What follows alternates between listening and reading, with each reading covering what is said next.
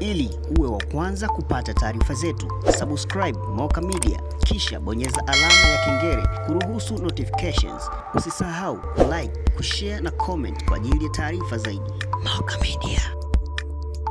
Mafuta Fuel Price Stabilization Fund, serikali inakamilisha utaratibu wa kuanzisha mfuko maalum utakaotumika kupunguza makali ya bei ya mafuta kipindi ambacho bei hizo zinaongezeka kwa kasi kubwa.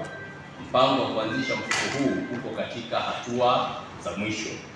Lakini jambo la pili, wanahabari, kuanzisha hifadhi ya mafuta ya kimkakati National Strategic Petroleum Reserve. Serikali inakamilisha marekebisho ya kanuni ya kuanzisha na kuendeleza au kuendesha hifadhi ya mafuta ya kimkakati ili nchi yetu ijihakikishie usalama wa upatikanaji wa mafuta na unafuu wa bei katika vipindi kama hivi ni changamoto zinavyojitokeza. Jambo la tatu, kuwa na kituo kikubwa cha mafuta Petroleum Hub. Serikali imeanza kujenga maghala makubwa ya kuhifadhi mafuta kwa ajili ya kuuzwa ndani na nje ya nchi kulingana na uhitaji. Uwepo wa kituo hiki utawezesha nchi kupata mafuta yenye bei nafuu pale bei zinapopanda kupita kiasi. Mheshimiwa Rais Samia Suluhu Hassan ndiye aliyeweka jiwe la msingi pale Kigamboni, nadhani mnakumbuka, katika kuhakikisha Tanzania inakuwa na hazina kubwa au hifadhi kubwa ya mafuta. Kwa jambo hilo serikali ilishaanza kulichukulia hatua.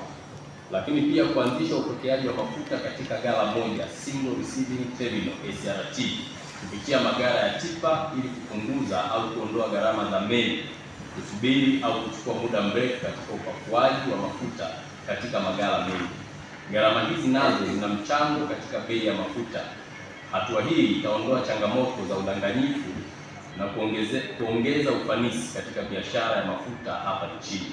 Lakini sambamba na hilo, Shirika la Maendeleo ya Petroli nchini TPDC limeongezewa uwezo wa kuagiza mafuta nje ya nchi kutoka kwa wazalishaji moja kwa moja bila kupitia kwa madalali au watu wa kati.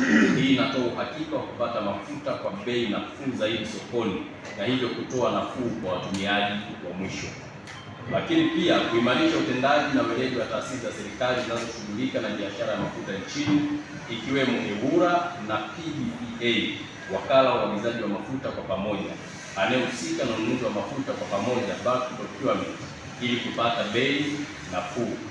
Pia kuwekeza kwenye usafiri wa umma kama njia ambazo zitasaidia kuweza kupunguza changamoto hizi. Usafiri wa umma wa kisasa ili kupunguza utegemezi wa mafuta, ikiwemo ujenzi wa vituo vya kuchaji vyombo vya usafiri vinavyotumia umeme kote nchini, kuwekeza katika matumizi ya CNG, gesi asilia iliyoshindiliwa, kwa kujenga vituo vya kujazia gesi na wataalamu wa kufunga mfumo wa gesi kwenye magari, bajaji pamoja na vyombo vingine vya usafiri. Chama kinaitaka serikali pia kuhakikisha ujenzi wa vituo vya CNG kwenye mikoa yote nchini na kufunga mfumo wa gesi katika magari yote ya serikali na vyombo vya usafiri wa umma kwa kuanzia na mikoa yenye idadi ya watu kubwa ikiwemo Dar es Salaam, Arusha na mikoa mingine. Mpango huu utasaidia kushusha gharama za usafiri na usafirishaji na kupunguza sana utegemezi wa mafuta, hivyo kupunguza matumizi ya fedha za kigeni katika uagizaji wa mafuta. Lakini pia inaendelea kufanyika tathmini na mapitio ya ushuru na tozo na kodi katika mafuta ili kupunguza idadi na viwango kwa lengo la kuleta nafuu kwa wananchi. Jambo lingine, bei za mafuta kupanda ni janga, lakini hatari kubwa zaidi, wanahabari, ni kukosa mafuta, kwa sababu mafuta yanapokosekana inasababisha mpaka usalama wa taifa letu kuwa hatarini. Hivyo katika nchi yetu, pamoja na bei kupanda, lakini bado mafuta yanapatikana na wananchi wanaendelea kupata huduma hizo. Ndugu wananchi, changamoto hii ya kupanda kwa bei ya mafuta si ya Tanzania peke yake, bali ni ya kimataifa. Hata hivyo, Chama cha Mapinduzi kinaamini na ina imani kuwa uongozi thabiti wa Mheshimiwa Dr. Samia Suluhu Hassan utaendelea kufanya vitu vikubwa katika kukabiliana na changamoto hii ya mafuta. Na niwakumbushe kwa uchache kwamba mwaka 2022 kama mnakumbuka, gharama za mafuta zilipanda wakati wa vita ya Russia na Ukraine, na gharama zile baada ya kupanda, serikali ilitoa fedha ya ruzuku bilioni 100 kuhakikisha gharama za mafuta zinapungua kwa wananchi wetu. Hilo jambo lilifanyika mwaka 2022 na ruzuku hiyo ilitolewa kuanzia mwezi Juni mpaka mwezi Disemba, takriban miezi 6. Lakini serikali pia, Chama cha Mapinduzi, imeendelea kutoa ruzuku pindi changamoto zinapojitokeza. Wakati wa janga la COVID, naamini unakumbuka, gharama ya mbolea ilipanda kwa asilimia kubwa. Mfuko mmoja wa mbolea ulitoka 70,000 mpaka 150,000.